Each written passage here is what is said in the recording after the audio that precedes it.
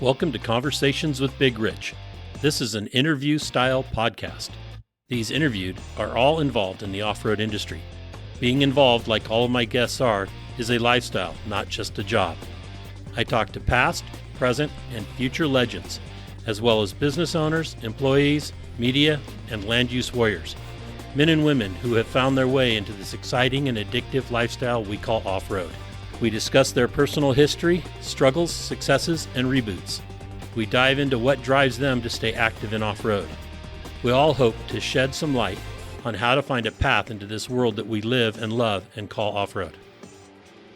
Whether you're crawling the Red Rocks of Moab or hauling your toys to the trail, Maxxis has the tires you can trust for performance and durability. 4 wheels or 2.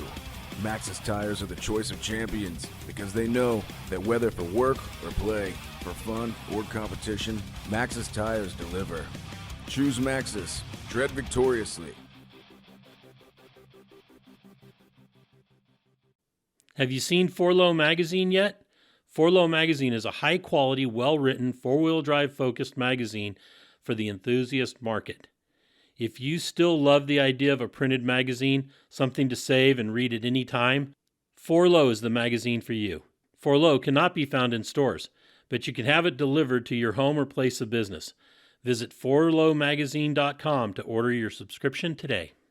On today's episode of Conversations with Big Rich, I'll be talking with Duane Garretson. Duane is, he's a family man. He's a off-road event promoter. He's actually a racer. Owns a shop owner. He's been around off-road for a long time. We're going to dive into all of that. Duane, thank you for spending the time and coming on Conversations. Yes, sir. Absolutely. Very glad to be on the show. Thanks for asking me. Excited to get started. Okay, great. Let's do that. And I know that you live in Arkansas now. Is that where you were born and raised? I was actually born in Omaha, Nebraska. Don't remember much. We moved from Omaha when I was 3. So I've lived in Arkansas since I was 3. Okay. All right. That's fair enough. And you're always been in that Fort Smith area? Yeah, pretty much. When we first moved to Arkansas, we were probably about 35 miles north. And then we moved to Fort Smith. And then we moved about 15 miles back north again. And I've been in a little town called Alma since 1984. Okay. Been there quite a while. Yes, sir. And the last time I was there, it's urban, but it has a rural feel to it. And I don't know if that's because the woods are so thick in that area. Is that a good description? Yeah, I mean, the woods are really thick. They do some controlled burns and stuff to try to thin some of that stuff out. But it is pretty thick as far as when you get into the mountains. Fort Smith is, probably the largest city, obviously, that the metropolis is surrounded around. So there's not a lot to do in Fort Smith as far as off-roading because it's pretty much just a city. But 20 minutes, in almost any direction from Fort Smith, and you're in some pretty good wheeling, whether you're in Oklahoma, or Arkansas. Okay. Excellent. And what was it like growing up there? Was there always something to do, or did you find life boring at first? Well, I guess when I was a little kid, you always find stuff to do when you're little, but when I kind of moved into my preteen years, maybe when I was around 10, my parents were able to get me a moped. So, I was able to ride my moped, probably 5 or 6 miles from the house, like with their permission, and, 10 to 15 miles without their permission. So, I guess I grew up pretty free spirited. I had that moped and it sounds crazy, but that just gave me a whole bunch of independence. My parents both worked, 6 to 6, seemed like, 6-7 days a week to try to make all the ends meet. So, me having my own transportation as a young kid, I was able to drive to, the Boy Scouts, or I was able to go to baseball practice, or, when I got probably 12, they let me ride it, back and forth to school. So I gained a lot of independence just by having, transportation, I feel like. Are you an only child? No, I've actually got 2 older sisters. One that actually grew up in Omaha, the half sister, And then my sister that, I grew up with my whole life that, lived here in Alma with me. And, now she lives in Russellville, which is still pretty close. But being the youngest, how much older is your closest sister? My closest sister is 3 years older than me. Okay. So, and I was a boy, I was the baby, I was the young one. So, I probably got away with a little bit more than she did. The youngest always does. And if it's a boy, you get a little bit more independence, I think. Yeah, I felt like my parents, give me a lot of leave room. They would let me do whatever I kind of wanted to do, more so. And then, if I got in trouble, then, they'd pull the leash a little tighter, and, they kind of let me learn from my own mistakes. So, I felt like that really helped turn me into who I am. Excellent. So you mentioned playing baseball. Did you do a lot of sports as a youth? When I was a young child, baseball was really about the only sport that I played, as far as on the team. When I was little, we still had pretty much neighborhood gangs that, ran around and played, all summer together and after school together. We played kickball and soccer and baseball and football and stuff. But organized sports, I pretty much stuck to baseball until 7th grade. And then in 7th grade, I signed up for the football team. First time I'd ever played football. And I kind of got hooked on that. In 7th grade, you basically enter what we considered the academy, which would be you play for the school that you go to versus the little league format. Right. So when I got in 7th grade, I played for the Alma Airedale junior high football team, and I also signed up for the track team. And then the baseball just kind of just fell off the plate. I started working in the summers when I was 13, so it was hard for me to play baseball and go to work. So I pretty much just focused on track and football all the way through high school. And what did you run in track? In track, I don't know how, but I ran the 100, the 220, and then I would run the 440 relay. Every now and then they would let me do like the long jump or the shot put or whatever we needed, an extra guy for. So I was pretty athletic as a young person. So, I was pretty well-rounded, did a lot of stuff in track. In the football area, I was a running back and outside linebacker. Nice. Very good. And at what point did you go from the moped to something a little more substantial? Well, I think I got the moped around 10, and I actually got a Yamaha 50 Special motorcycle when I was probably about 12. So, that was a lot faster bike. I could take it, on the highways, because it would do like 51 miles an hour wide open, and the moped would only do like 28. So I was about 12, and I had that 50 Special. I'd worked all summer to buy it. My parents, pitched in some money, helped me get it. And I actually rode that thing until I turned 16. Okay. And at 16, you jumped into a car or a truck? Well, like I said, I started working when I was 13. So I just turned 14, and I wanted an old Chevy. So my dad found me a 68 Chevy truck, and I'd been working, so I had some money saved up. And for $1,100, we bought a 68 Chevy Stepside. And it had a 6-cylinder, it needed some work. But when I was 14, I was reading Mini Trucking and Trucking Magazine, and all the hot stuff at that time. And I totally disassembled this truck, and me and my dad totally put it back together in my front yard. Very good. Very good. And how long a project was that? Well, I was really trying to get it ready by my 16th birthday. But at that point in my life, my dad was a truck driver. And, I was just a stupid youth that didn't know much. So I kind of relied on him, for everything. So I didn't really get to drive that truck until about 3 weeks after I turned 16. Oh, that's not too bad.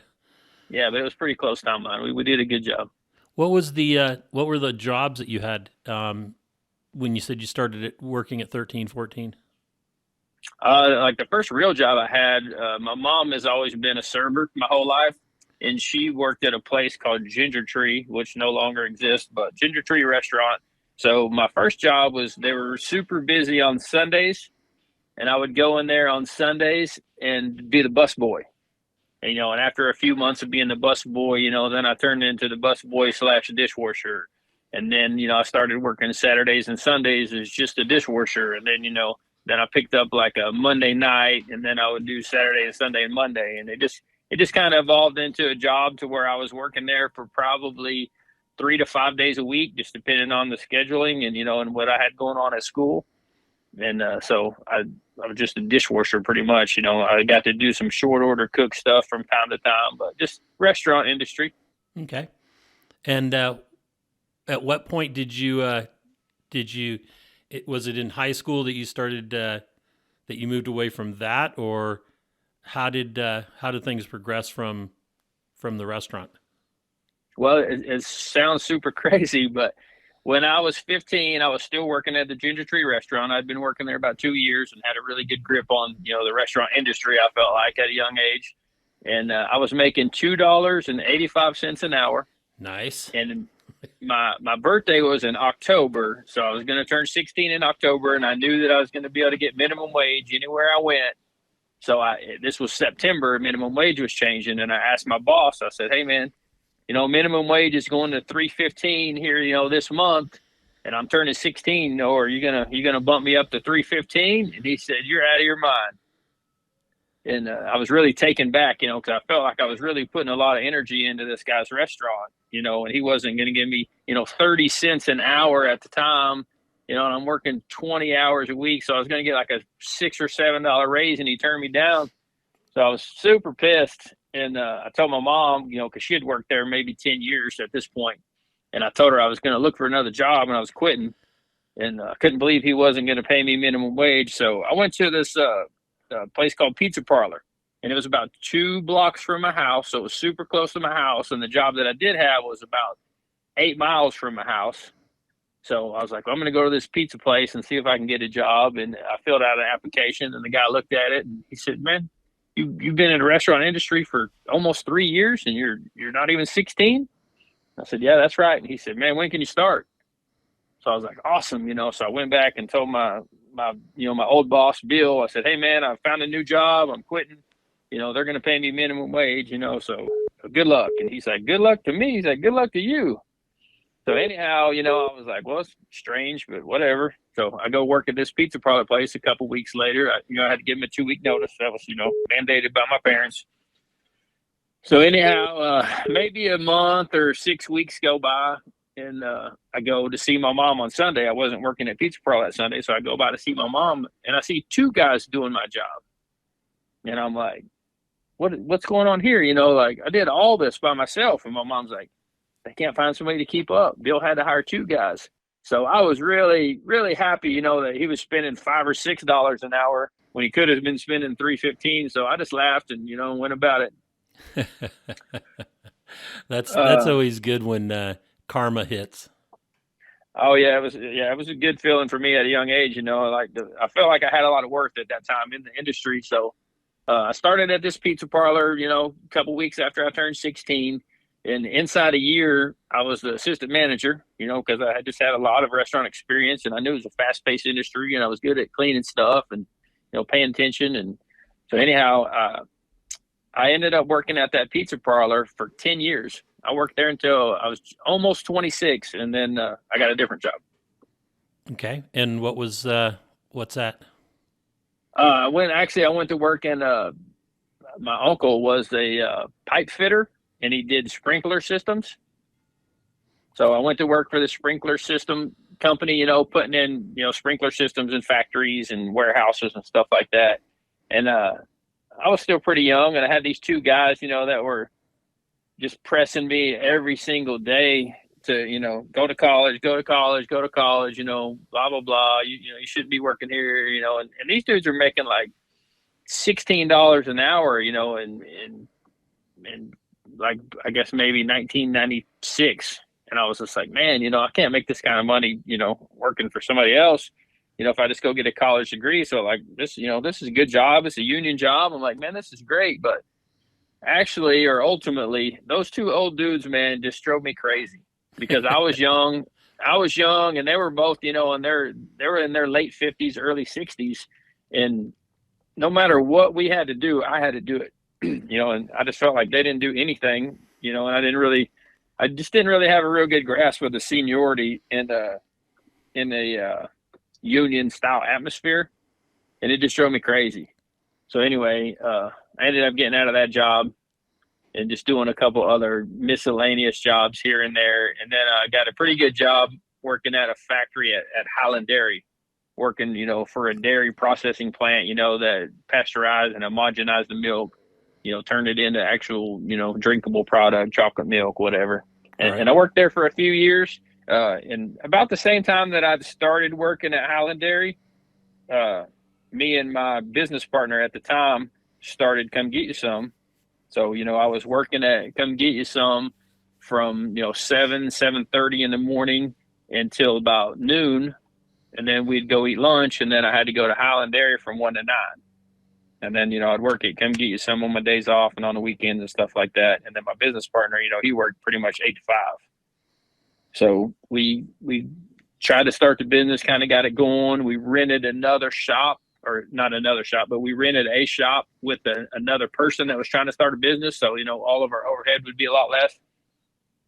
And, he had a few tools that, we needed, and we had a few tools that he needed, so we kind of leaned on each other, and we kind of relied on each other to, help pay the bills and help get things done. And after, the 3 years, I guess about midway through, we had moved, we started that business in Alma, pretty close to my house. And both of our businesses really started to grow a little bit, and we both needed all the space. And we were both ready to take all the overhead. So, we decided, hey, if we're going to pay this much overhead and we need this much, all the space, we really need to move to a little bit more populated area. Alma's, roughly 6,000 or 7,000 people at the time, and Fort Smith's probably, 85 or 90,000 at the time. So I was like, man, we just really need to find a building in Fort Smith, and try to take this thing to the next level. So, and we left on good terms. He ended up staying in the building and renting the building, himself for, several months until he moved to somewhere actually bigger. His business really blew up. And we moved over here to the exact same building that I am now, but we were leasing at the time. Okay. So that kind of went on for probably maybe another year and a half. And then, Come Get You Some has started to get so busy that I actually felt comfortable enough, to leave my really good job and just come to work here, full time. So that was probably around 2003. I'd actually quit, my full-time job, day-to-day job, and just went to work for myself full-time, just relying on, me and my partner to, to make the bills. So the start of Come Get You Some, your shop, how did that come about? You were working other jobs at the time, and you just became interested in off-road, or what was that transition? Well, I actually had a good friend of mine. I'd worked with his wife at Pizza Parlor for, almost a full 10 years that I was there. She worked there too. And he was kind of into off-road, and he had a 1980 International Scout with a diesel motor. So it was kind of a unique vehicle, and it was pretty cool. And I did a lot of hunting with this guy. We did a lot of bow hunting. We did a lot of just regular hunting, deer hunting and crow hunting and just random stuff, turkey hunting. So anyway, we would always take his Scout almost anywhere that we'd go hunting. And I was like, man, I need to get me one of these 4-wheel drives. This would be pretty cool. I like doing this. So, somewhere along the road there, I bought a 78 K5 Blazer, probably around 95, 96. I got this K5, and the very first day I got it, it snowed, and it really doesn't snow much here. So, I got off work about midnight or whatever, and me and a few of my buddies loaded up in this K5 and just went back roading in the snow. And I was like, man, this is awesome. I could really get into this, man. This is cool. So a little bit of time went by, and then me and that guy his name's Kenneth Rawson. Me and Kenneth Rawson actually started a 4-wheel drive club called the 4X Club. So, we would meet up twice a month, and, we had maybe 10 or 12 other buddies, that had Jeeps and different stuff. We'd meet up and we'd be like, okay, we're going to run this trail. Kenneth's going to be the trail leader, and I'm going to be the tail gunner, and we all had CBs, And so we were really, doing a lot of wheeling, every 2 weeks we'd go on a trip somewhere and make it a public event. Social media wasn't, available at that time. So it was all just flyers and telling our buddies and, going to car shows and different stuff, trying to build our club into something cool. And the club started growing at that point in time. So I was making some contacts, primarily with a guy named Ray Sanchez that worked at 4 Wheel Parts.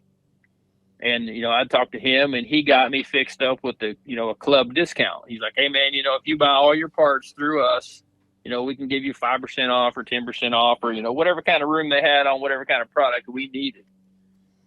So at every meeting, I would be like, hey, guys, I got this guy named Ray, and he's a super cool guy. And he's giving us good deals on tires and wheels and lockers and tow straps, whatever we need.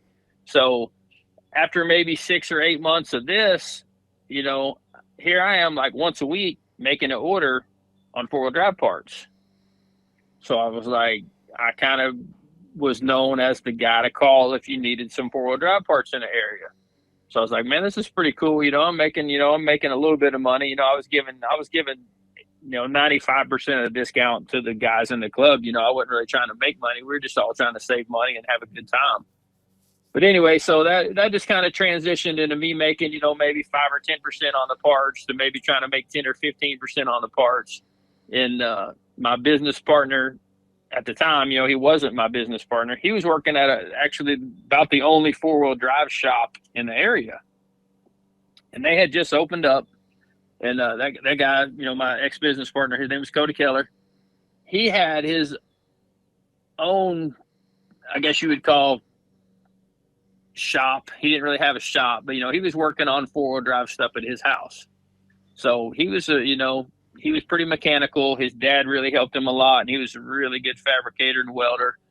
He taught Cody a lot of stuff about 4-wheeling, about fixing things, about welding, about fabricating, just about all sorts of stuff, that was, on and off-road oriented. So anyway, when this new 4-wheel drive shop started up, they had called Cody, and they said, hey, man, we want you to be our guy. We want you to work here. So Cody's like, oh, yeah, he's super excited. He was actually going to get to work at a real 4-wheel drive shop and, do what he loved to do. So he started working at the shop. And, it wasn't maybe a week or two before he started working there. He called me up, and he's like, hey, man, I'm working over here for this guy now at this shop. And I was like, yeah, I heard. And he's like, man, we don't really have a good parts supplier, If I can get some parts sold, would you be interested in selling us parts? I said, absolutely, and I'd already sold Cody and some of his customers parts, previously to him working at the shop. So anyhow, we had a pretty good relationship going on, and he would call me in the morning, or I would swing by their shop, before I would go to my day job, and he'd be like, hey, man, I need to price this 456 ring and pinion, or I need to price a lock ride, or I need to price some Yukon gears, or, just whatever. So I would call my guy at 4 Wheel Parts, and I was like, hey, man, we're looking at these kind of parts, or this lift kit, or these tires, or just whatever it was. And he'd give me a price, and then, I'd call down there to the shop and be like, hey, man, I can get it for you for this much. And he's like, okay, yeah, get it. So at that point in time, I had maybe 40 or 50 club members buying parts on a pretty regular basis. And then I had this shop, and then I had a couple other little shops that were buying stuff. So, I started to have a pretty good network of people that was buying a lot of parts from me. So I started to, check into some different avenues and see what other types of parts that I could get, associated with, and be able to provide, to my customer base at the time, and maybe make a little bit more money. So anyhow, this kind of lingered on for maybe close to a year. And also during this year, I was off on Wednesdays. So it just so happened that, we would, like say, we'd be looking for back in the time, maybe like a throttle body motor, or turbo 400, or 205, or maybe some kind of select front axle housing. And I would get in my car, and I would just drive to Missouri or Kansas or Iowa or, Southern Arkansas. I would drive to these little weird towns, and I'd go to the gas station. I'd be like, hey, man, where's the biggest salvage yard, or where's the closest salvage yard, or who's got 50 cars in their yard that you know of? And I would go to these places just randomly, and I'd be like, hey, man, I'm looking for this, and I'm looking for this, and I've got some customers looking for this.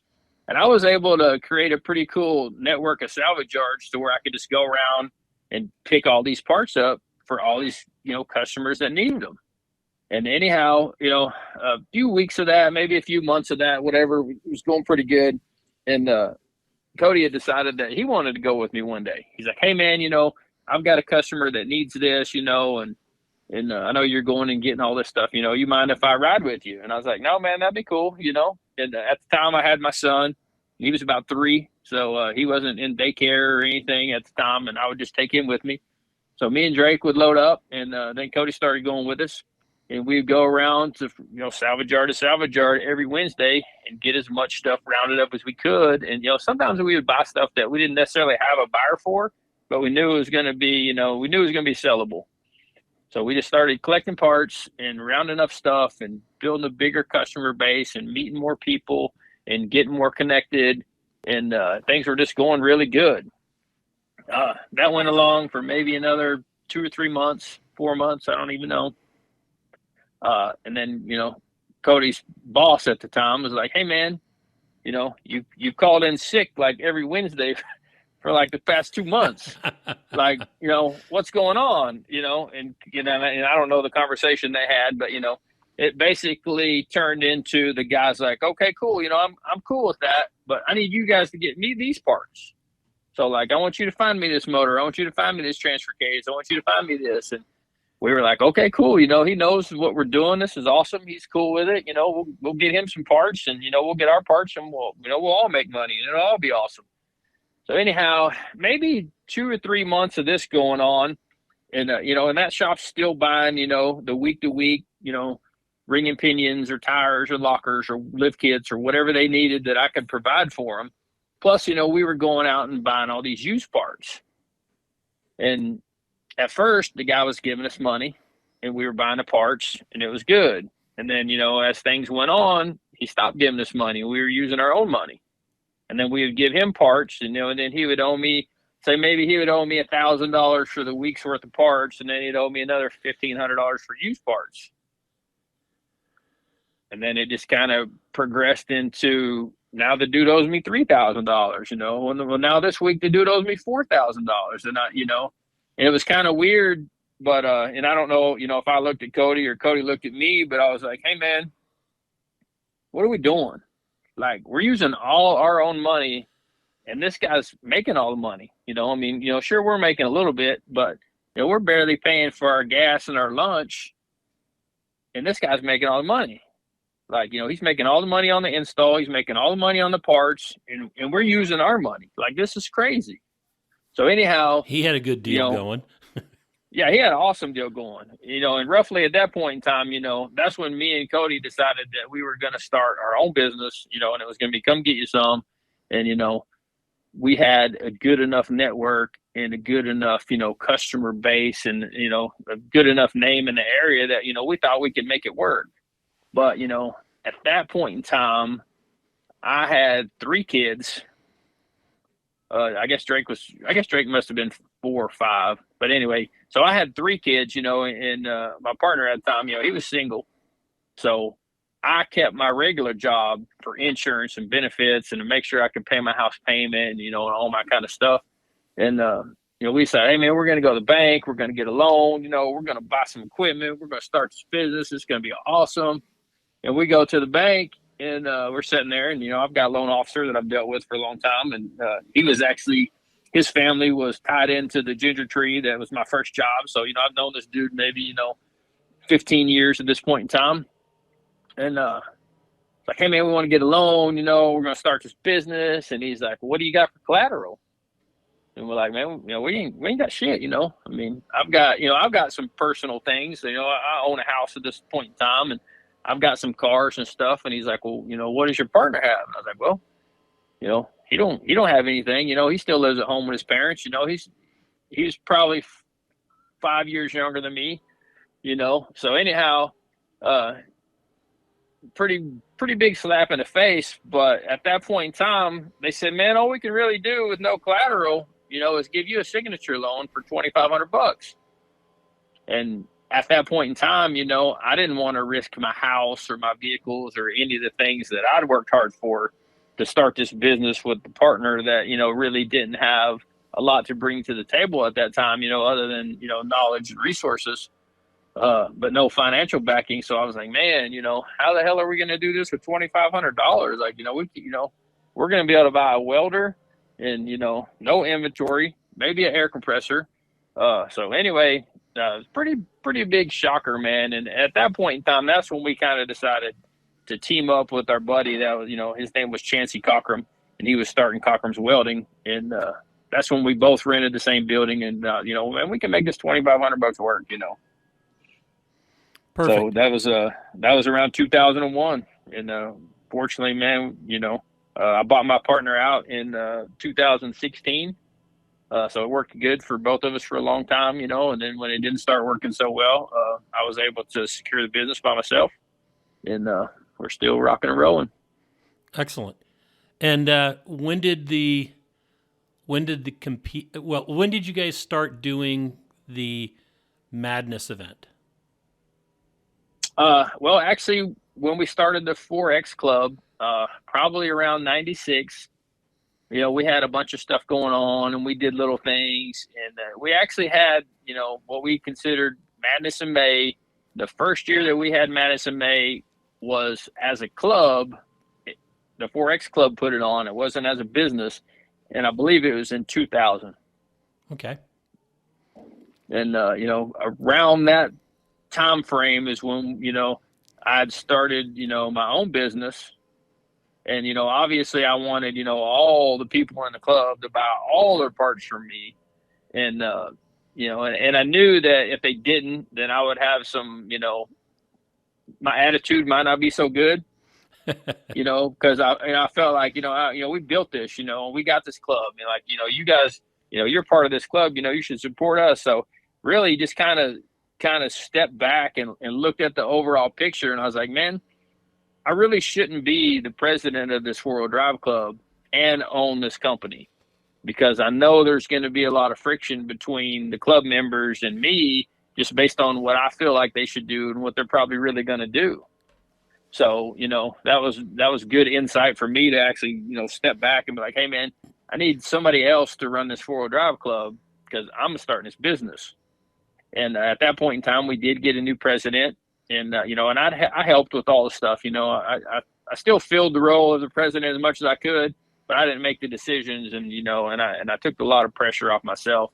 So the first year was 2000. We did Madison May at a place called Birds Adventure Center. And then that next year, the club pretty much just fell apart. Nobody wanted to do anything. Nobody wanted to be in charge. When there was a decision to be made that might hurt somebody's feelings, nobody wanted to say anything to anyone or whatever, and it was just a disaster. So that sounds pretty typical.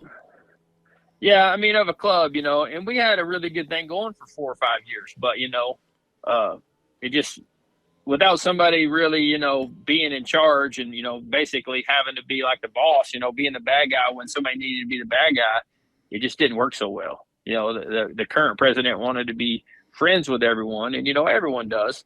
But, when something wasn't going so good, he didn't want to say anything about it. Of course, other members would get mad, and then they wouldn't say anything. And then a group of members would kind of, separate from the club and kind of try to start their own thing. And it was just a disaster as far as the club goes.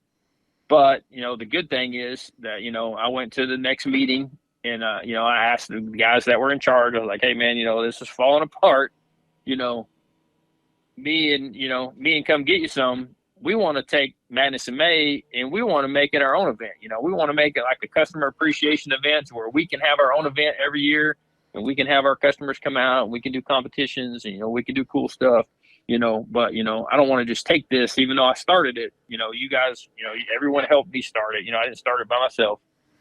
Can Come Get You Some, take Madison May and make it our own event. And at that point in time, they're like, yeah, that's great. Cause we're done, we're done with it. We don't want to mess with it. So in 2001 was the first year that Come Get You Some did Madison May as an event, as a business. Very good. Okay. And when did you get to the point where you thought, okay, now I want to start competing? And where did you compete first? Well, yeah, I mean, it all kind of started at the same time, around, in 96 when we started the 4-wheel drive club, it's just like we're all competing against each other. Who can make this hill climb? Who can go through this mud hole? Who can, who can do this and who can't do this, so it was definitely a friendly competition, amongst peers. And, and that led to spending more money on bigger tires and more lift kits and better lockers and different winches and, different stuff like that, which is just kind of the progression of four-wheeling in general. But in 2001, we actually had a competition, to where like we'd set up, maybe like a creek crawl or a woods course, and like whoever the fastest team could drive through this would win, a winch or some free t-shirts or, whatever the prizes were for the competitions. And at that point in time, I really wasn't getting to compete because we were trying to run it as a business, and I didn't want people to be like, oh, well, he's winning or, he's doing well, but he owns it, he's cheating. So Right. it really, I really didn't get to compete at Madison May until probably around 05 or 06, to where, we had pretty capable rigs and we're like, man, and there's another event up there at the same place called Rocktoberfest, and they had competitions, and we've been competing in the competitions at Rocktoberfest since probably 2002. So, maybe 2004, 2005, the base of competitors, in the area are like, man, why don't you compete at your event? I'm like, well, because I don't want you guys to cry when I beat you. Or whatever, and like, oh no, man, it ain't like that. We want you to compete. So, we were kind of competing in our own event, as much as we could. We were competing at Rocktoberfest, several other little off-road things in the area had popped up here and there. And, I can't remember that guy's name, Sports in the Rough, Bob Hazel. Bob Hazel. Yep. Yeah. Bob Hazel came to town, with his big promotion and the Ramsey winch stuff. And, he had a few competitions, and, we went to those and we'd compete in those. And, he had one maybe around 2007 or 8 called Ozark Mountain Adventure Games, which was, invite only. So we actually got invited to this, so we're competing against like the 10 best guys in the area. And being a kid that was actually working for me at the time, Derek Davis, I had a 70 model Bronco on 42s. We went and entered this thing with this Bronco, man, and somehow we come out on top, and kicked all our asses and was like, yeah, man, this is awesome.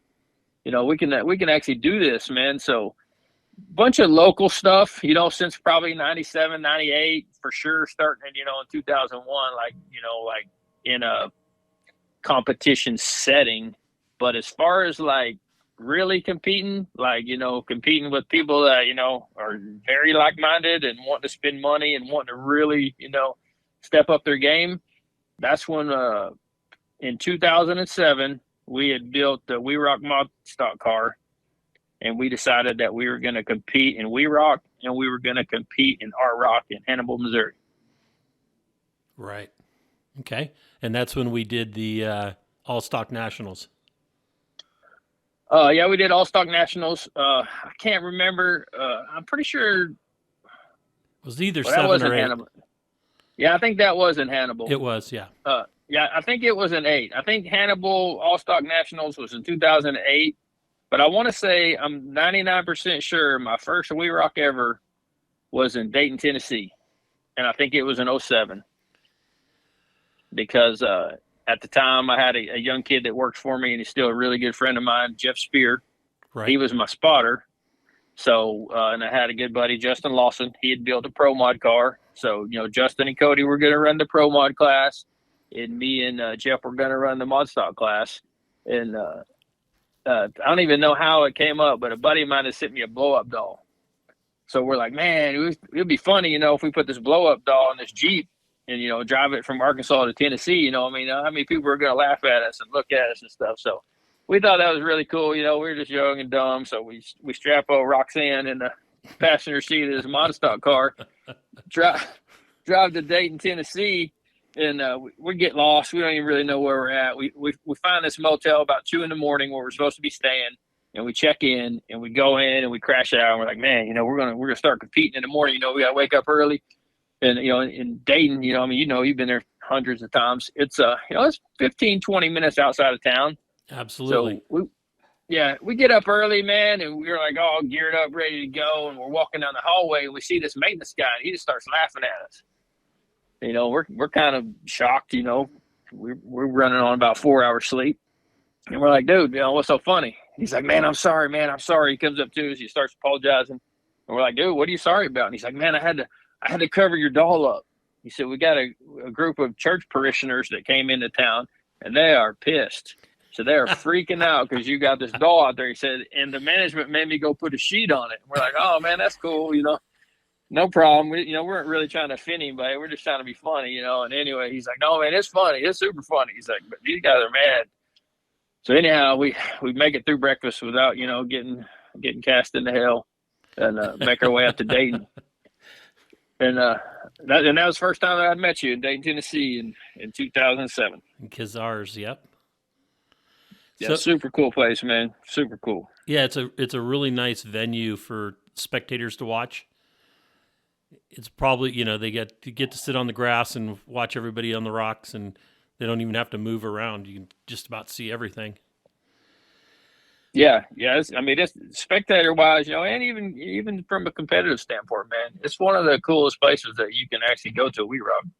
Excellent. Glad to hear that. And then you competed at Hannibal Rocks as well? Yeah, we signed up for Hannibal Rocks, just because it was about 6 hours from the house, and that seemed like it was, I felt like a lot of the guys that were running We Rock that we were going to compete against were running our rock. And like I said, it was pretty close. So we signed up for our rock, and we got up there, and, we met Tom and Debbie, which are still, lifelong friends of mine, man, great people. We started competing in that, at that course. We had a local guy, Kyle Brusso, that had already been running We Rock, in his YJ. So he was running our rock too, so we're like, we knew a few people, we could learn some stuff. We could go up here, get some experience. And we spent a lot of time at Hannibal, Missouri doing the R Rocks, man, and had just a great time. And did you ever compete with Mo Rock? Yeah, we did run some Mo Rock. Wasn't really the technical rock crawling stuff when we started competing with them, which, I don't know if it ever was. But the Mo Rock was kind of like what I would maybe say when we started, at least, like the beginner level XRA. Right. It was short, fast courses to where, everything was, not necessarily, We Rock, you have a time limit, and you're trying to, navigate a course, through the cones and stuff and be real technical. And Mo Rock, the technical was pretty much gone, and it was pretty much smash the gas and go as fast as you can and try not to die. So we did run some Mo Rock, man, and it was super fun. And, and I think that maybe was similar to the stuff that we had been doing, at Madness and Man Rocktoberfest, where everything was pretty much based on fastest time. Right. But we ran Mo Rock. We ran Mo Rock. They had a couple events, and they had one in Texarkana, Arkansas. They had one in Garland County around Hot Springs, Arkansas. But the majority of the Mo Rock we ran was up at S'more. Which is a good place to go fast. Yeah, it was excellent, man. And then, at that point in time, I had another buddy that, I met through Justin Lawson with the We Rock car. They went to high school together, Matt Allen, who, actually ended up being, one of my We Rock spotters for a long time too. Well, Matt had a pretty nice YJ on 42s with a Hemi. Well, he started racing the Mo Rock with us. And, we did. It's a Mo Rock, man. It was a good time. I don't know what happened to that series. I don't know if it was financial or medical, or they just got bored, or, maybe it's park restrictions, but they just kind of dropped out. I've never heard, really. Yeah, I think it was a combination of a lot of work, and if you're not doing it as your job, event promotions, when you're trying to put together a series, can be very difficult. And you got to buy in all the way to it to really make it work. And I think that's been the downfall of a lot of event promoters, is that they're trying to do their regular job or business, and then they want to put on events as well.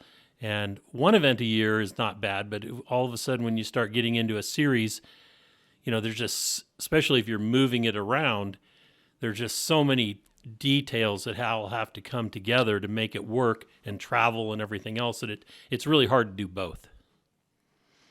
Oh yeah, I can't imagine. I mean, from a competitor standpoint, we want to bitch and whine and cry about what didn't go our way, or how come we're driving so far. But yeah, I totally cannot imagine trying to navigate the possibilities of, setting up 10 or 15 events throughout the country at different parks with different people and different time frames. That's just, I definitely give you guys credit for that, man. That's got to be an enduring task. Well, it is, but it's a labor of love for those that that buy into the lifestyle. That's for sure. So, yeah, I remember when Jesse Haynes put on his first Silver State rock crawl, and he came to me afterwards, and I said, so at one of our events, and I said, so how was it? And he goes, I don't know how you do more than one event, because I live, 15 minutes away from the event site, and it took me all year to get ready. And I'm like, yep. Yeah, absolutely.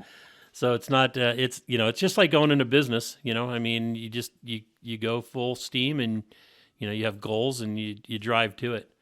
So let's talk about the transition into, you guys ran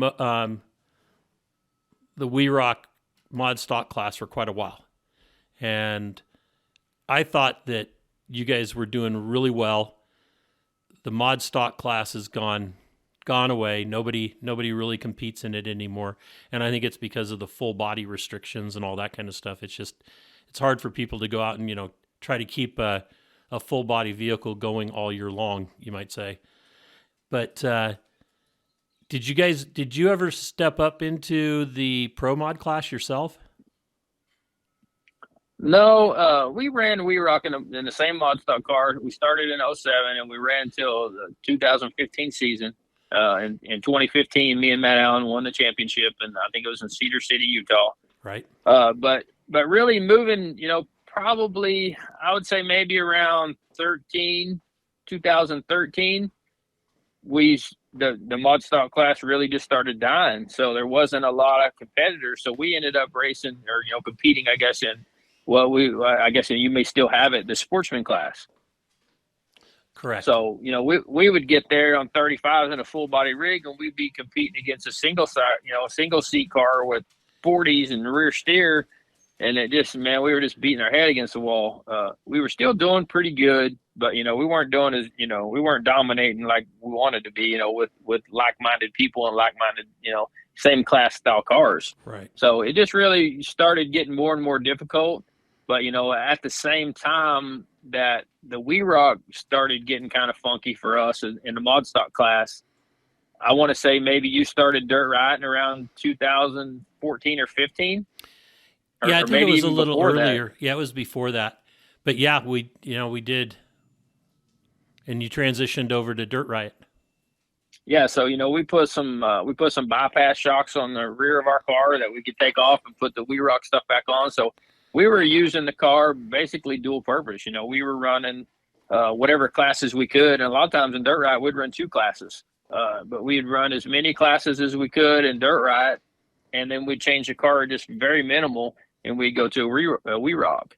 So we were doing, we were racing the car as fast as we could, and we were still, technically crawling the car. And, at that point in time, probably around 2000, maybe the end of 14, the beginning of 15, I'd started, looking at the Ultra4 series because, we were doing decent in the dirt ride, with the We Rock car. And thought, man, if we could get a real race car, we could be, we could probably do this. We could be competitive. We could, we could do some stuff and have a lot of fun. So, started looking around. Pirate was still relatively popular in 2014, 15. It was starting to fade away some, and social media was really starting to gain a lot of traction. So we started looking, everywhere we could, and I seen some Spider Tracks axles on, I think it was on Pirate, in this guy named Randy Rod. So I'm like, okay, cool, man. I'm going to contact this dude. And I contact this guy, and I'm like, hey, man, I see you got these axles for sale. And he's like, yeah. He said, we're up here at Jimmy's 4x4. And I was like, oh, yeah, man, I heard of you guys. I'd met Derek West through We Rock, and he's still a good friend of mine. And he had some Jimmy's cars. So, I'd heard of Jimmy's 4x4. And Randy's like, man, what's your name? And I said, Duane Garretson. He's like, man, I'm super busy right now. Let me call you back. So I was like, well, that was weird, but okay. So anyhow, dude hangs up, and I'm like, well, wonder what he wants for these axles. I didn't even really get to talk to him. So he calls me back about 2 hours later, and he's like, "Man, you say your name's Duane Garretson?" I said, "Yeah." And he said, "Man, I want to build you a car. I want to build you a race car." And I was like, "Man, that sounds great, but I'm poor as shit, and I can't build for you. You know, I've seen what you got. I can't, I just can't even fathom you guys building me a race car, man. Like, I can't afford it. You know, it's just not happening." That's why I'm looking at these busted Spider Tracks axles on Pirate, see if I can put something together. And he's like, "Man, we're going to talk about this, man. We're going to talk about this. I'm going to send you an email." So he gets my email, and he's like, "Man, what kind of parts can you provide for this car? Like, talk to all your sponsors or your marketing partners, tell them you're building this, this car, and, you want the most help you can get, the best discounts or free parts, or, like, let's put a list together, man. Let's see what we can do." So I'm like, man, so Randy's an excellent salesman. Yes. So he gets me all pumped up, and I'm like, "Shit, we're building a race car, this is gonna be awesome." So I'm all pumped up, and I'm, hitting up all of our marketing partners at the time, and I'm like, "Hey, man, we've been doing pretty good in this dirt ride. We've won some national championships and some We Rock, and we've been in rock sports for a while. We feel like we can do this, And the support was really just super good, man. Like, the economy was doing good in 15 and 16. So I had really good support from a lot of our marketing partners. And I talked to Randy, multiple times on the phone, and we kind of got this thing dialed in. And, at that point in time, we decided we wanted to race a 4,500 car because we knew we were never going to be able to afford a 4,400 car and maintain the competitiveness that I would like to maintain. Like, I've got this weird mindset. If I don't feel like I can win, I don't want to be there. Right. But I mean, if there's a 4% chance that we can win, I want to be in. I'm all in. Let's do this. Let's do it. But the 4,400 class was growing so fast, and the amount of dollars that were being spent on those cars was just, I just couldn't wrap my head around it. So anyway, we had decided on a 4,500 car. At that point in time, the 4,800 class was still considerably slower as a group than the 4,500 class. Right. So I was like, this is the fastest car that we can build, that we can afford to race, and afford to build. So let's build a 4,500. So anyway, that in 2000, I guess maybe in the end of 15, we were there in Cedar City, Utah, and we won the We Rock Championship, and Randy was there, and he come over, and that's the first time I really got to meet him in person. So, we discussed a bunch of stuff, man, and it wasn't very long after that, man, I started shipping parts to Jimmy's 4x4, and we were on the lake bed for 2016 KOH. Excellent. And how did that race go for you? Man, at that point in time, I had a buddy of mine, Groundy Carter, that was actually riding in the dirt ride races with me, and he was all in for helping me build the car and getting it ready. And, so Groundy was my co-driver, and the race, man, really went super good. I mean, like super good, because we were doing great. We had broke a steering box early on, which, we didn't realize was going to be such a nemesis, but we broke that box, and we finally got it repaired. We didn't know what we were going to do. And I had a spare box, but we couldn't get the pitman arm off, and we just didn't have all the right tools, man. We were just ill prepared, but we ended up taking the spare box apart and putting the parts in the new box that we needed in the box. And we were trying to put this O-ring in the top cap, and we couldn't figure out how to get it in there because it was like, a 16th too big, and it kept popping out. I was like, man, this is driving me crazy. Like, how can we get this O-ring in here? I'd reached in my pocket, and I pulled out a tube of Raceline chapstick. And I was like, man, this is it. So I smeared all that chapstick in the top of that cap, and that O-ring set down in there just perfect, and we were able to put it together and actually get out of there. But we were about finishing that up or whatever. We were about 2 miles from the finish, and the injectors were so plugged up that the car would only run for like 16 or 18 feet, and it would die. And I'd have to let it cool off for a little bit, and then it'd run 16 or 18 feet. So we actually finished our first King of the Hammers, but we finished like, I don't even really remember. I want to say it was like 28 minutes after the time limit. But we did finish, so, we were like, man, we did it. We can do this, we're only going to improve. Like, we're going to keep pushing.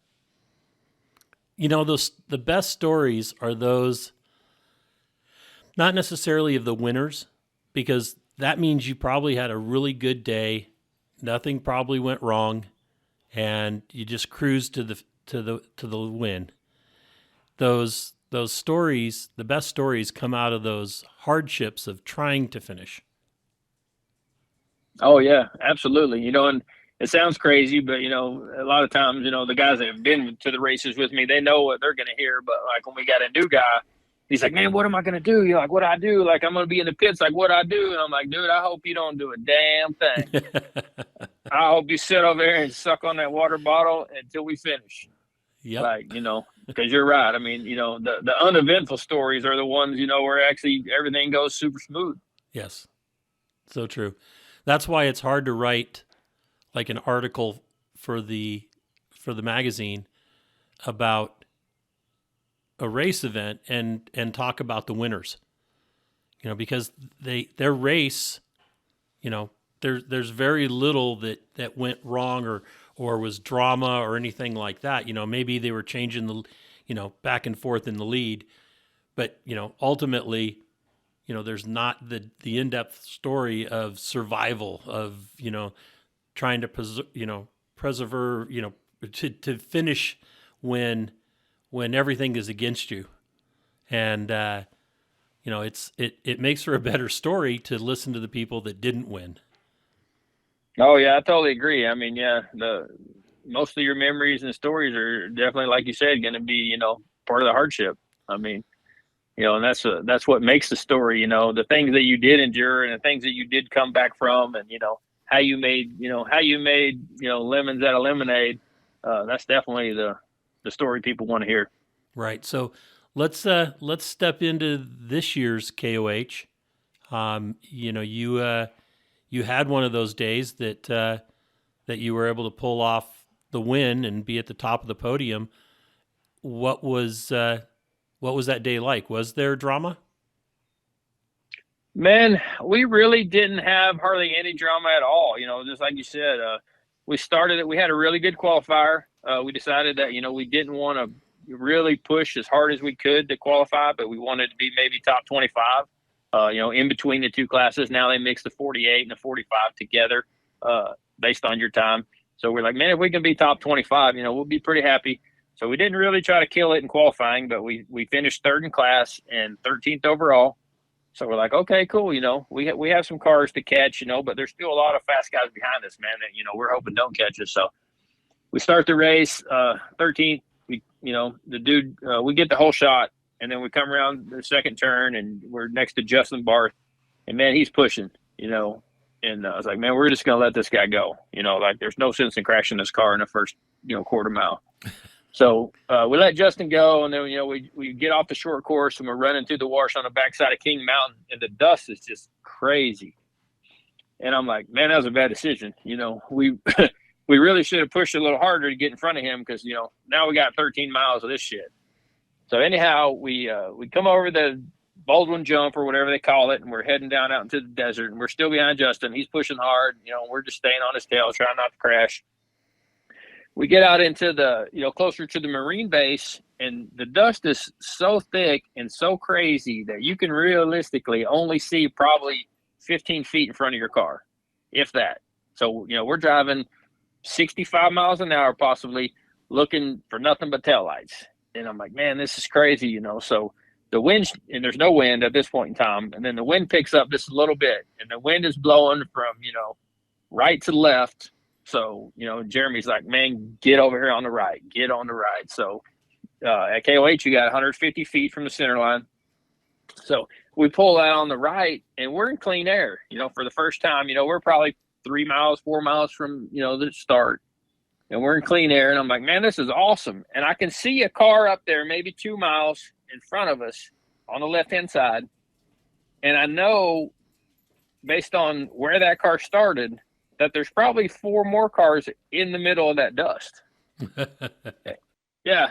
So, and why they're not breaking out, I don't know. Maybe they broke out on the left and we couldn't see them or whatever, but we just outmotored this guy in the front, and we passed like 4 cars in the first 6 miles, and we got clean air. And we're like, man, this is awesome. So, the biggest thing that we didn't know was we didn't know our fuel economy. When we pre-ran, our fuel consumption was about twice of what it normally was. So we were scared to death that we weren't going to be able to make it back to Maine. So we decided we're going to stop in pit 1. We're going to get some fuel, and we're going to do, a race calculation, like, balls out. What are we really getting? So anyhow, we're sitting really good. We pull into pit 1. We're still sitting good. We had already passed the leader in our class and the guy in second place. So at this point, we're in first place, but we're about to pit, lose our position. So we're kind of down, but we got a full day of racing. So we pull into the pits and we get some fuel, and we roll out, and they tell us, how much fuel we use. I'm like, okay, cool. We're going to skip main pit. We can get to 2. Now we know kind of where we're at. We get back in the groove. We just start picking off cars, man, just one by one. A couple 4,800 cars do pass us. They're driving, insanely fast. And at this point in time, I feel like I'm a KOH veteran. I've been there about 8 times. And I'm like, man, those dudes aren't going to finish. There's no way that car's going to be able to take that much abuse. It's just not.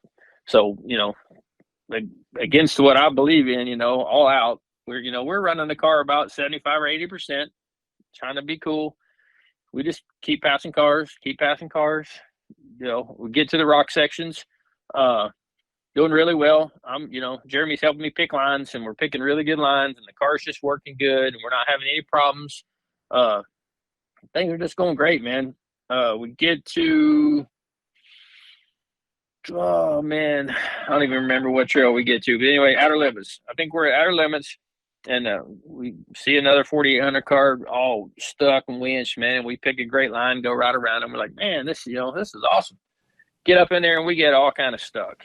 And I'm like, we're super bellied up. The car's turtling around, So, 5 years ago, I'd have been like, just hang on. But I'm like, I stopped the car. I'm like, Jeremy, get out. Winch the car. Like, we're not breaking the car. Get out. So he gets out. He hooks up the strap. We get out of there. We get to the pit. We pinch the sidewall, and at that point in time, I didn't even know we had a flag because it was on the left rear, I believe, and never really felt it. So that was super cool. The pit's like, man, you got a flat. So we change the flat. Like, okay, cool. Everything else looks good. We take off.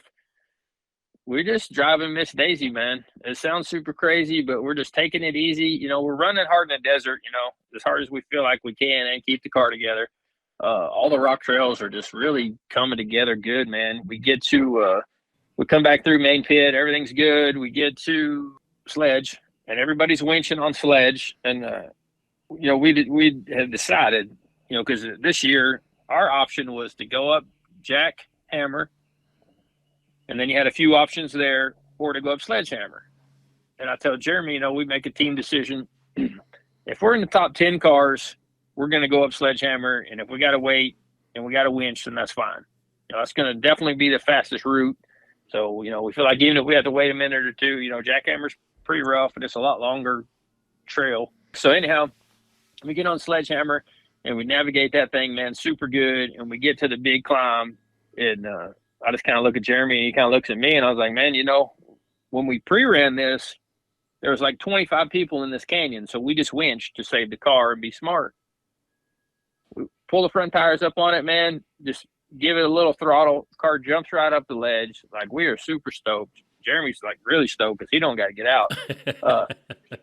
So we just kind of navigate the rest of the way, through sledgehammer and get to the mailbox. And I was like, man, like, we are sitting really good, man. Like, we've got to be like in the top 10 of this race. Like, no doubt, man. I mean, I know a couple 4,800s passed us, but we had passed a lot of those guys too, just stuck on the side of the trail, broke, or stuck in the rock canyons or whatever. I'm like, man, hell, we might be like in the top 5, like we were killing it, man. So every time that we could stop in the pits, we did. And I'm sure that cost us some time, but I've pulled out of the pits so many times and been, a mile further down the track and blow a drive line or lose a steering heim or something. It's like, man, we're going, we're sitting really good. Let's not blow this. So we roll into the pits. Our pit crew did an amazing job, man, of making sure everything on the car was good. And we'd take back off and get back on track. We might lose a position or two to a 4,800 car, but I don't think we ever really got past about 4,500 car in the pits beyond pit 1. So our confidence was good. We just kept the car moving forward. I tried to slow down in some of the rock trails just to save the tires, because in previous years, we went through 2 tires, 4 tires, maybe 6 tires, just really feeling like there was so much pressure to hurry up.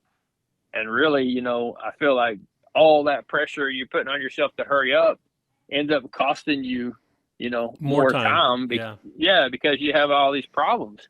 So really just dialing it back. And then anyhow, we get to, I guess right before main pits, we passed Dan Fresh. And, and Dan Fresh, I mean, I'm not going to say he's my idol, but he's been the 4,500 icon since we started. So, like, when we passed Dan Fresh in his 4,800 car, man, I'm like, this is it, man. Like, we're doing something today. We got Fresh, man. We got to be doing good. So, anyhow, we just kind of carried that confidence throughout the rest of the race. Our pit crew did an amazing job at every stop. We kept the tires under the car. The Yokohama tires are probably – or not even probably, they are, the Yokohama tires, they're the best tires that we've had on this 4,500 car since we started racing it. So, that's a huge deal too, man. Anytime you have, a flat, it's just like a mechanical issue. I mean, you're having to get out, you're having to fix it, and then you're having to get back in, and you're having to get back on track. When you eliminate all those getting out, getting in, getting back on track, I mean, you're just going to have a way better day. It's going to be way faster, and everything's going to be way smoother. You're going to have more energy, it's just going to be better.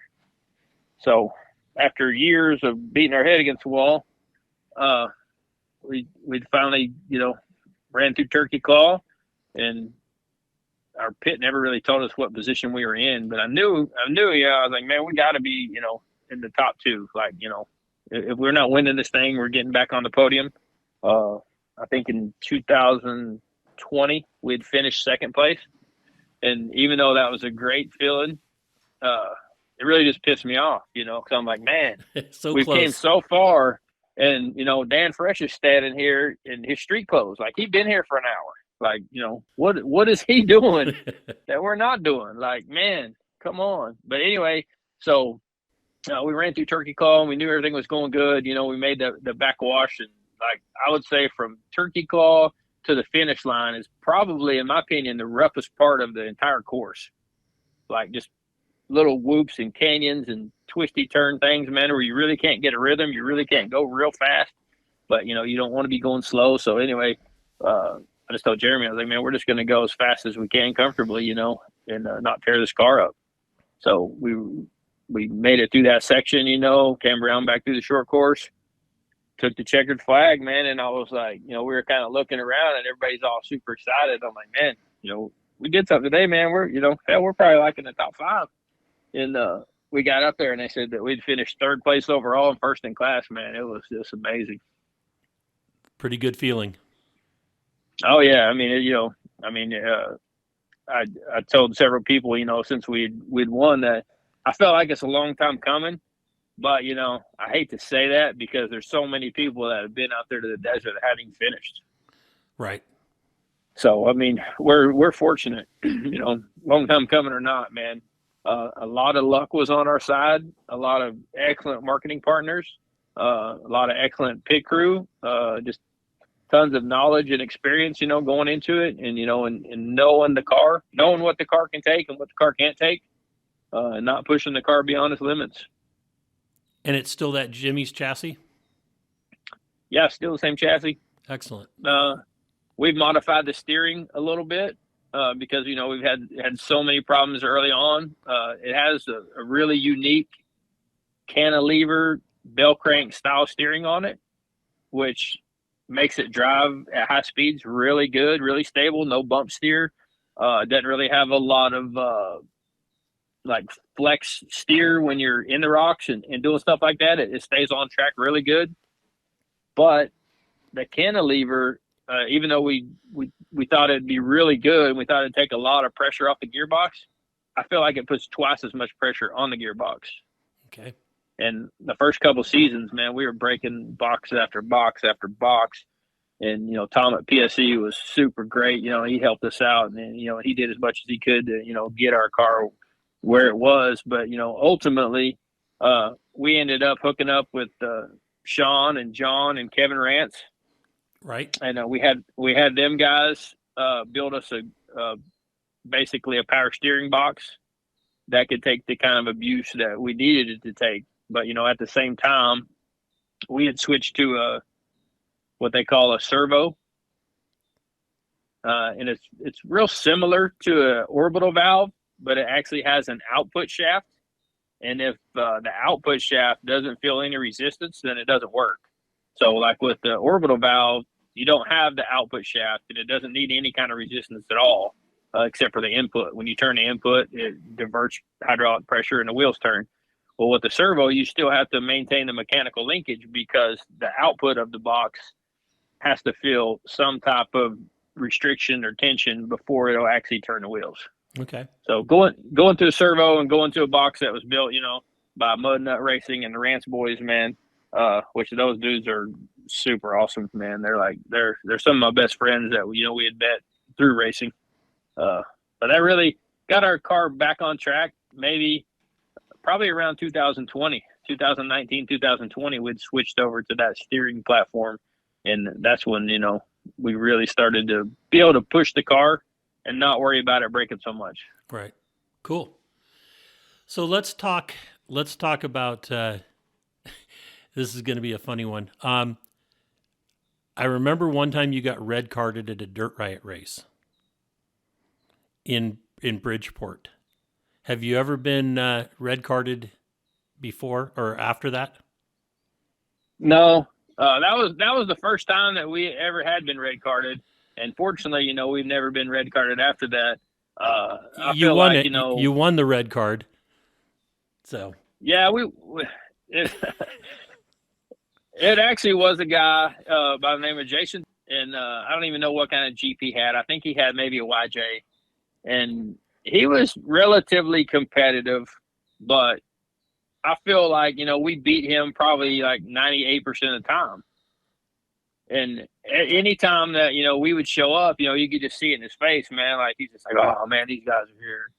And multiple times throughout racing dirt ride with that guy, he had actually tried to run us off the course. Like tried to go tire to tire. And of course you don't want to go tire to tire at any speed. No. It's going to be bad for both parties.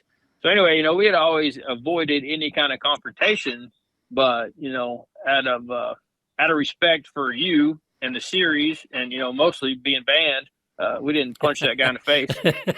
But we wanted to. I've never really disliked a fellow racer as much as that guy. And Jason's probably a really good guy, man, but he just knew every button to push. Like it's like he got inside my psyche, man, and he just knew like it's gonna piss him off. This is gonna make him mad. No, let's do this, let's do that. And same with my co-driver at the time, Groundy. Like I had to throttle Groundy back so many times. He's like, I'm beating that guy's ass. It's like, no, man, we won't be able to come back, man. Like this, we'll get it. But anyway, I don't even remember exactly why he red carded us. I think he said we cut course because we passed him somewhere. But we went through the entire red card process, and you guys got the three people, the drivers to come up and make a decision, and we won the red card. And actually at that point in time, if you filed a red card, you had to pay $100. Yep. And if you won, you got your $100 back, and if you didn't win, then the person that you filed the card on got the $100. So we got the $100, so we were super happy. We had to deal with all the BS, but we got the $100. And later that night, we were all at a Pizza Hut, and him and his team were in there at the Pizza Hut, and they were mad because we beat them and they lost the $100. And anyway, of course, we were probably drinking, and somebody with us was like, what are we gonna get? What are we gonna get? And I was like, shit, we got $100. We can get whatever we want. Of course, we said it loud enough, make sure their team knew that they heard it, and they, we're kind of a rowdy group to be around. So, they really didn't want to take it beyond that. They just kind of sit over there and look down at their food and just let us be boisterous and arrogant and all that. Awesome. So give me the story about how you became popular in China. Oh yeah. Well, Dave Cole had hit me up, man, and I really just kind of started racing for Ultra 4. So Dave Cole, he calls me up and he's like, "Hey man, you want to go to China?" I'm like, "China? What do you mean I want to go to China?" And I knew some of the people that we had competed with, like Justin Hall and Jesse Haynes, like they had been to Japan with We Rock, and I'm like, "We're going to China?" And he's like, "No, we're not going to China." He said, "I've got a deal worked out. We went to China last year, and they want us to come back. And, I've got some cars over there. And, we're going to go over there. We're going to race these cars, and we're going to put on some shows." He's like, "But you need 2 weeks off work. And I'll call you back. I'll let you know details. I'll call you back. But are you interested in going?" I was like, "Well, I mean, yeah, I'm interested in going, but, it's really open-ended at this point. Like, you don't have any time frames. You don't, yes. Okay, yes." So anyway, he's like, "Okay, I'll call you back." So I tell my wife, I was like, "Hey, I might be going to China." And she's like, "You're not going to China." And anyway, I was like, "Yeah, maybe I am." So anyway, maybe 2 or 3 weeks go by, and Dave Cole calls me up, after church on Sunday. He's like, "Hey, man, I got all the details. We want you to go." So anyhow, it all worked out, and I got to go to China with, a bunch of great guys from Ultra 4 and a bunch of guys from King of Hammers. So we get there, and basically we're racing each other, because we're competitive, but we're all mic'd up, and it's kind of an orchestrated race. Like Dave's going to pick who wins, and he's going to pick who, hits the wall and who spins out and who does what. So, we're all out there driving around, as fast as we can. And he's like, "Okay, man, slow down." And we're like, "Man, I ain't fucking slowing down."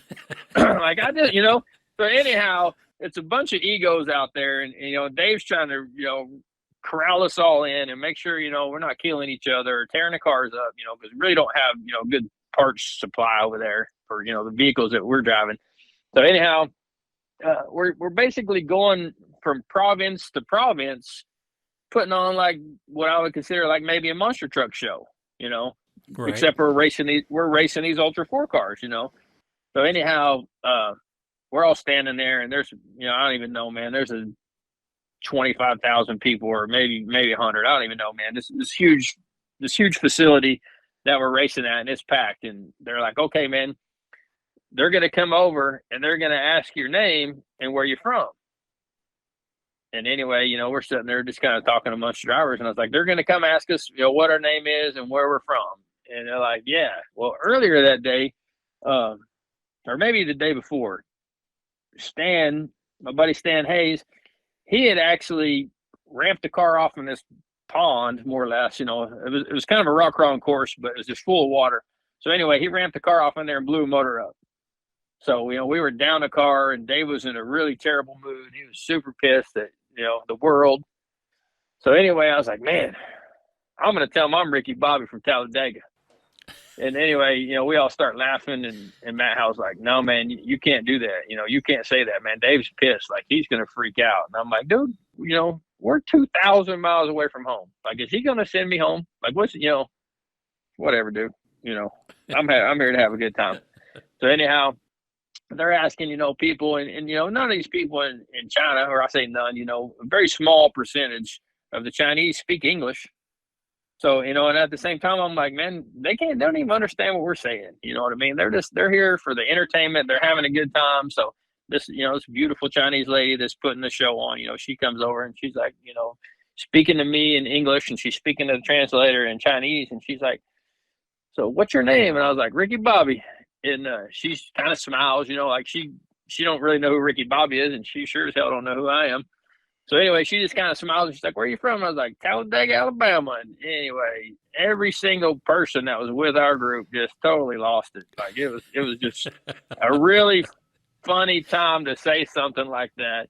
And Dave just busted up laughing. He's like, "Man," he come over afterward. He's like, "Man, you really kind of pushed my button there for a second." He said, "But I really needed that, man. Like that was funny as hell. Like this is funny." So, but yeah, it was a super cool experience. Man, it was super cool. I understand that they were really amazed at your beard. Yeah, they were. I had lots of people wanting to touch me, and I'm not like a touchy-feely kind of guy. But yeah, it was super cool, man. We were taking pictures and hugging babies and shaking hands, and it was one of the coolest Ultra 4 experiences, by far that I've been able to take place, or take part in. Awesome. So what's on the horizon for Duane, family? Come get you some, your racing career. What do you think? Man, I really don't know. I just take it day by day. We were, I guess first off, family would be the most important thing. Been married to my wife, Bethany, for 27 years. Congratulations. Thank you. Have 3 grown-up kids now. They all graduated college. They've all got their own jobs and careers. Wow. So, we were, my youngest daughter was in high school. She was a senior. She was about to graduate and move to college.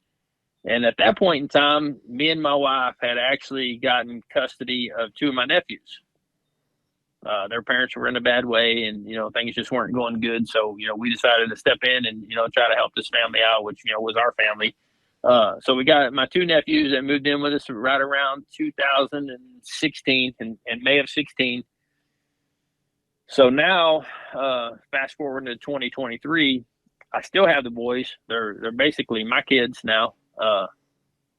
They're 6 and 8. They're active in all kinds of different sports and hip hop dance and a bunch of different stuff that, they like to do. So family life's really good. Just kind of hit reset on growing up some kids. My adult kids are doing great. My young kids are doing good. My wife's still doing great. I feel like we've got an awesome relationship. I feel like we're going to be, hopefully married, until we part this earth. Nothing weird there. It's all cool. Come get you some. Yeah. Come get you some. Still going strong. I've got probably the best set of coworkers that I have had, since we've had the business. So man, like the guys that, I got in here working, side by side with me every day are super good, man, super talented, with, super well-rounded. We do a lot of stuff. So, business is going really good. We're really busy. Tax time stuff seems kind of weird since COVID, but, springtime is always busy. So business is doing good. Super happy, super proud, of, all that and all the guys, the whole crew. My wife, gives me a pretty good leash on racing. Lets me, kind of do what I want, when I want. So, got super excited about the EV program. We were one of the guys that got an EV package to build a car. Got hooked up with a really talented guy named Ross Pilgreen that has a natural state racecraft down here in Little Rock, Arkansas. Started, getting a really good game plan on the EV stuff so we could build this cool car. Still, 2 years later, still waiting. Haven't actually started construction of the car because, we haven't got the 100% battery configuration, and all the parts. Don't really know where that's headed because can't really get no replies. Feel like it, unfortunately may not ever come to fruition, but we're hoping it does. Right. We still got the 4,500 car. It's still doing great. We still plan on racing. At this point in time, we plan on racing every single Ultra 4 race that they have this year, with the exception of the event in Pennsylvania. And if something, if we're going to the West Coast race first in Montana, if something happens there, really catastrophic, then, we might look at Pennsylvania. But, we just didn't plan on racing all 3 of the East Coast this year because we've only got to have 2 to be in for the series. And then I don't know. I mean, I definitely plan on going back to KOH next year. And right now I think, we plan on racing the Ultra 4 series again next year. Don't really plan on moving into a different class at this point. I wish the 4,500 class would grow a little bit. I feel like it has shrunk a little bit since we started. Like, I think our first KOH, I think there was 42 competitors, and this year I think there was 31. So, that's, relatively 25% decline at KOH. So, we don't want that. We want to be into something that's definitely growing. But, I don't want to spend, $150,000 on a car that, just to change classes. Right. Me and the other 4,500 guys, what I would call the core 4,500 guys that have been racing the series and racing KOH and really been into it, are really trying to push to change the rule book just a little bit to eliminate any kind of orbital valves, because, so many people have a weird misconception about the 4,500 class and what's legal and what's not legal and what can you have and what can you not have. And I feel like we got a couple gray rules in the book that, you know, are hopefully or possibly prohibiting people from building 4,500 cars. They just feel like it's easier to build a 4,800 car, and it probably is. You know, not that shocks are, you know, cheap, but they only got to buy one shock per corner versus two. You know, that we can't have. I guess you don't. There's some 4,500 cars that still have one, but most of them have two. And you know, I almost feel like I'm in the same kind of thing where I was with We Rock at this point. No one wants to spend $50,000 on a full-bodied car, right? You know, when they can build a buggy. So that same, you know, kind of thought runs through my mind when I think, man, nobody wants to build a $100,000 race car when they know it's going to have a gearbox on it. So that's why, in my opinion, the 4,800 class is a little more enticing, you know, and I feel like that's why that class is actually growing a little bit, because, you know, you can build the same kind of car for just a little bit less money, you know, not much less, you know, maybe not even any less, you know, based on some of those platforms that I'm seeing coming out. But, you know, and they can take that car and they don't have a steering box, you know, and they can do whatever they want to do. So I feel like, you know, if we don't get a rule change that, you know, it's going to really solidify our rules and clear them up, or, you know, we've even discussed, you know, maybe allowing orbital valves. But then, you know, I think if we allow orbital valves, then that's going to put us virtually almost on the same platform as a 4,800 car, and one of the classes is going to get eliminated. True. So I don't know. I would really love to see the numbers in the 4,500 class grow. You know, me and, you know, and the other core 4,500 guys, you know, the only way that we can foresee this happening is to get a couple rule changes, you know, to solidify the rules so people aren't so scared or aren't so nervous. You know, they know exactly what they can use. They know exactly what they can't use. You know, and this year at KOH, we actually did, you know, we made a little bit of progress. Everybody had to go take their cars to the tech tent and unhook your steering ram. And if you couldn't drive your car without your ram on it, it wasn't a 4,500 legal car. So that, you know, and I think, I don't know. I mean, obviously I don't know, but I think that's why that a few of the cars dropped off this year, because they knew they couldn't steer their car without the ram. They knew that they had basically what we would consider a cheater car, and they weren't going to get called out on it. So they either took it all off and moved classes, or they just didn't show up. Well, hopefully they fix them so that they are within the rules. Well, you know, yeah, hopefully they do. You know what I mean? That way our numbers will continue to grow. And, you know, the good thing and the bad thing is, you know, Dave has been in control of the rule book for, you know, since it began. You know, it's his series. But now that Ultra4 USA has purchased the series and USAC is running the races and Dave is in charge of Hammer King Productions, now from a racer standpoint, that's a little bit better, because now anything that takes place has to go through, you know, basically 3 organizations.